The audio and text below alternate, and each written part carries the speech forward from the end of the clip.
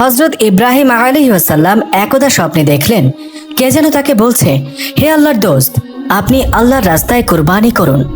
নবীর প্রতি স্বপ্নাদেশ ওহির সমতুল্য। তাই হযরত ইব্রাহিম আলাইহিস সালাম স্বপ্নে কুরবানির আদেশ পেয়ে অস্থির হয়ে উঠলেন। অনেক চিন্তা ভাবনা করে তিনি দুম্বা উট কুরবানি করে দিলেন। দ্বিতীয় রাতে তিনি আবার স্বপ্ন দেখলেন একজন তাকে বলছেন, নবী আল্লাহর রাস্তায় কুরবানি করুন। এবারেও নবী 200 উট কোরবানি করলেন।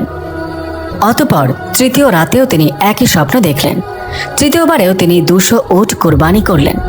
চতুর্থ রাতে তিনি স্বপ্ন দেখলেন কে যেন তাকে বলছেন, হে আল্লাহর দোস্ত, আপনি আল্লাহর রাস্তায় আপনার প্রিয় সন্তানকে কোরবানি করুন। এবারে স্বপ্ন দেখে তিনি হতবুদ্ধি হয়ে গেলেন। তার সন্তান বলতে হযরত ইসমাইল আলাইহিস সালাম ব্যতীত আর কেউ নেই। সে সন্তান তার নির্বাসিত মাতার নিকট থাকে। নবী তাদের সাথে তেমন সম্পর্ক পর্যন্ত রাখেন না। এমত অবস্থায় এহেন এক চরম প্রত্যাদেশ কিভাবে তিনি কার্যকরী করবেন এ ভেবে অস্থির হলেন। ভোরবেলা হযরত ইব্রাহিম আলাইহিস সালাম অত্যন্ত ভারাক্রান্ত মন নিয়ে মক্কার পথে রওনা করলেন। মক্কা পৌঁছে তিনি হাজেরার আস্তানায় গিয়ে বসলেন।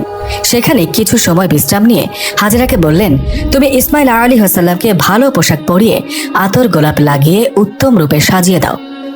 ইসমাইল আলাইহিস সালামকে নিয়ে আমি এক দাওয়াতে যাব। সম্পর্কবিহীন পিতা পুত্রের মাঝে নতুন করে গভীর সম্পর্ক হতে যাচ্ছে দেখে হাজেরা খুব খুশি হলেন এবং ইসমাইল আলাইহিস সালামকে উত্তম রূপে সাজিয়ে দিলেন। হযরত ইসমাইল আলাইহিস সালামের বয়স ছিল তখন 9 বছর। দেখতে ফুটফুটে সুন্দর। হযরত ইব্রাহিম আলাইহিস সালাম পুত্রকে নিয়ে রওনা করলেন। ইতোমধ্যে শয়তান এসে বিবি হাজেরাকে বলল, তোমার পুত্র ইসমাইল কোথায় গিয়েছে? হাজেরা বললেন, তার পিতার সঙ্গে দাওয়াতে গিয়েছে। শয়তান বলল, সমস্ত কথা মিথ্যা। তোমার স্বামী পুত্রকে কুরবানি করার জন্য আল্লাহ তাআলার আদেশ পেয়েছেন। সেই মর্মে ইসমাইলকে কুরবানি করার জন্য এক নিভৃত স্থানে নিয়ে যাচ্ছে। বিবি হাজেরা মানুষের সুরতধারী শয়তানকে বললেন, যদি আল্লাহ তাআলা কুরবানির মাধ্যমে ইসমাইলকে কবুল করেন তবে আলহামদুলিল্লাহ, এতে আমার উদ্বিগ্ন হবার কোনো কারণ নেই। শয়তান যখন এখানে কোনো সুবিধা করে উঠতে পারল না, তখন হযরত ইব্রাহিম আলাইহিস সালামের নিকট গিয়ে পেছন থেকে ইসমাইল আলাইহিস সালামকে বলল, ইসমাইল, তুমি কোথায় যাচ্ছ? ইসমাইল আলাইহিস সালাম বললেন, আমি পিতার সঙ্গে দাওয়াতে যাচ্ছি। শয়তান বলল, দাওয়াত ঠিক আছে, কিন্তু কোনো খাবার দাওয়াত নয়। আল্লাহ তাআলার নির্দেশে তোমাকে কুরবানি করার দাওয়াত। একটু পরে তোমার গলায় ছুরি চালিয়ে আল্লাহর নামে কুরবানি করা হবে। হযরত ইসমাইল আলাইহিস সালাম তখন বললেন, আল্লাহ তাআলা যদি আমার কুরবানি মঞ্জুর করে থাকেন তবে আমার ধন্য কপাল, এতে আপত্তির কোনো কারণ নেই। অতঃপর তিনি পিতার সম্বোধন করে বললেন, হে পিতা, পেছন থেকে কে যেন বলছে আপনি আমাকে কুরবানি করার জন্য নিভৃত স্থানে নিয়ে যাচ্ছেন। তখন হযরত ইব্রাহিম আলাইহিস সালাম বললেন, শয়তান তোমার সাথে প্রতারণা করছে, তুমি ওর প্রতি 7 খণ্ড পাথর নিক্ষেপ করো। হযরত ইসমাইল আলাইহিস সালাম পিতার আদেশ অনুসারে 7 খণ্ড পাথর নিক্ষেপ করলেন। শয়তান দূরীভূত হলো। এই পাথর নিক্ষেপ হজ আদায়ের জন্য একটি জরুরি শর্ত ও সুন্নাত হিসেবে গণ্য করা হয়েছে। হযরত ইব্রাহিম আলাইহিস সালাম মিনার এক নিভৃত স্থানে গিয়ে থামলেন এবং পুত্রকে বললেন, হে প্রিয় বৎস, আমি 4 রাত ধরে স্বপ্নযোগে কুরবানি করার আদেশ পেয়ে আসছি। আমি সে পরিপ্রেক্ষিতে 600 উট কুরবানি করেছি। শেষবারে আমার প্রিয় সন্তানকে কুরবানি করার আদেশ পেয়ে তোমাকে আল্লাহর নামে কুরবানি করার উদ্দেশ্যে এখানে নিয়ে এসেছি। হযরত ইসমাইল আলাইহিস সালাম পিতার মুখে এই কথা শুনে বললেন, আলহামদুলিল্লাহ, আল্লাহ তাআলার এরূপ নির্দেশ আমার জন্য সৌভাগ্যের দ্বার খুলে দিয়েছেন।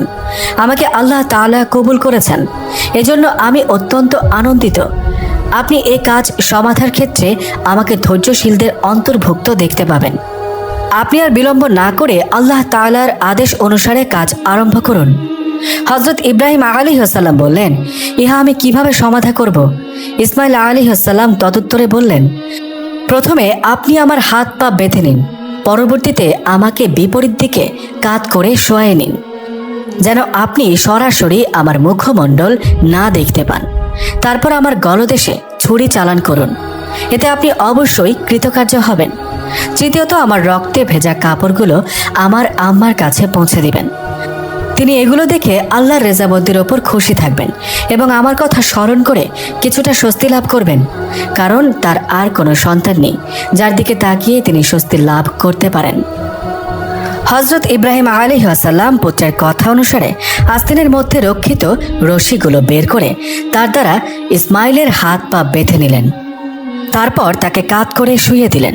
তারপর আস্তিন থেকে ধারালো ছুরি বের করে বিসমিল্লাহি আল্লাহু আকবার বলে ইসমাইলের গলদেশে ছুরি চালিয়ে দিলেন। কিন্তু তার ছুরি চালনায় কোনো কাজ হলো না। ছুরি ইসমাইল আলাইহিস সালামের চামড়ায় কোনো ক্ষত সৃষ্টি করতে পারল না। ইসমাইল আলাইহিস সালাম তখন পিতাকে বললেন, হে প্রিয় পিতা, সন্তানের মুখের দিকে তাকিয়ে তাকে জবেহ করা অত্যন্ত কঠিন কাজ। এই কাজ হয়তো আল্লাহ তাআলা পছন্দ করছেন না। অতএব আপনি কাপড় দিয়ে আপনার চোখ দুটি বেঁধে নিন, যাতে আমার চেহারা আপনি দেখতে না পান। তখন আপনার চেষ্টা অবশ্যই কাজে আসবে।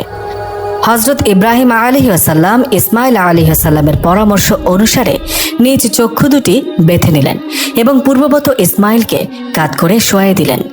অতঃপর বিসমিল্লাহ বলে ছুরি চালালেন। আল্লাহ তাআলা তার নবীর শেষ পরীক্ষার সফলতা দেখে সন্তুষ্ট হলেন, যার পরিণামে আল্লাহ তাআলা জিবরাইল আলাইহিস সালাম এর মারফত বেহেশত থেকে আনা এক দুম্বাকে জবের মুহূর্তে ইসমাইল আলাইহিস সালামের স্থলে শুইয়ে দিয়ে ইসমাইলকে একটু দূরত্বে দাঁড় করিয়ে রাখলেন, যার সামান্য লেশমাত্র বোঝা নবী দ্বয়ের পক্ষে সম্ভব হয়নি। হযরত ইব্রাহিম আলাইহিস সালাম জবের কাজ সুস্পষ্টভাবে সম্পন্ন হয়েছে ভেবে আলহামদুলিল্লাহ পাঠ করলেন এবং চোখের কাপড় খুলে ফেললেন। তখন তিনি চোখে যা দেখলেন তা তার বিশ্বাস হলো না। তাই তিনি একবার চোখ দুটি হাত দিয়ে মুছে চতুর্দিকে তাকালেন। বাস্তব দৃশ্য ভালোভাবে দেখে তিনি খানিক নিস্তব্ধ হয়ে দাঁড়িয়ে রইলেন। হযরত ইসমাইল আলাইহিস সালামও নির্বাক হয়ে পিতার দিকে তাকিয়ে রইলেন। ক্ষণিক পরে পিতা পুত্রের কাছে গিয়ে তাকে জড়িয়ে ধরলেন এবং দু চোখের পানি ছেড়ে দিয়ে পাঠ করলেন সুবহানাকা আল্লাহুম্মা। অতঃপর পিতা ও পুত্র একত্রিত হয়ে শুকরানা নামাজ আদায়ের জন্য দাঁড়িয়ে গেলেন। এই মুহূর্তে হযরত জিবরাইল আলাইহিস সালাম সেখানে অবতীর্ণ হলেন। তিনি সজোরে উচ্চারণ করছিলেন, আল্লাহু আকবার, আল্লাহু আকবার, লা ইলাহা ইল্লাল্লাহ। অতঃপর তিনি হযরত ইব্রাহিম আলাইহিস সালামের নিকট এসে বললেন, হে আল্লাহর দোস্ত, আল্লাহ আপনাকে সালাম প্রেরণ করেছেন। আল্লাহ তাআলা নবীকে লক্ষ্য করে আরো বলেছেন, হে ইব্রাহিম, তুমি আল্লাহ তাআলার উদ্দেশ্যে তোমার স্বপ্নকে বাস্তবায়িত করেছ। নিঃসন্দেহে এটা ছিল একটা মহা পরীক্ষা।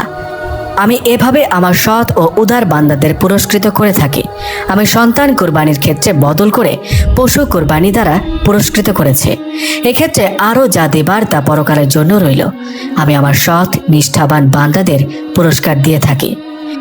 ইব্রাহিম আলাইহিস সালাম আমার ঈমানদার কৃতজাত বান্দাদের অন্যতম।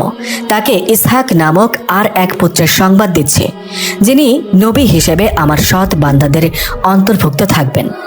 হযরত ইব্রাহিম আলাইহিস সালাম আল্লাহ তাআলার প্রেরিত সুসংবাদ শুনে অত্যন্ত খুশি হলেন এবং তার দরবারে শুকরিয়া আদায় করলেন। অতঃপর তিনি ইসমাইল আলাইহিস সালামকে নিয়ে বিবি হাজেরার নিকট চলে গেলেন। সেখানে গিয়ে হাজেরাকে সমস্ত ঘটনা বললেন। হাজেরা তখন আল্লাহ তাআলার শুকর আদায় করলেন।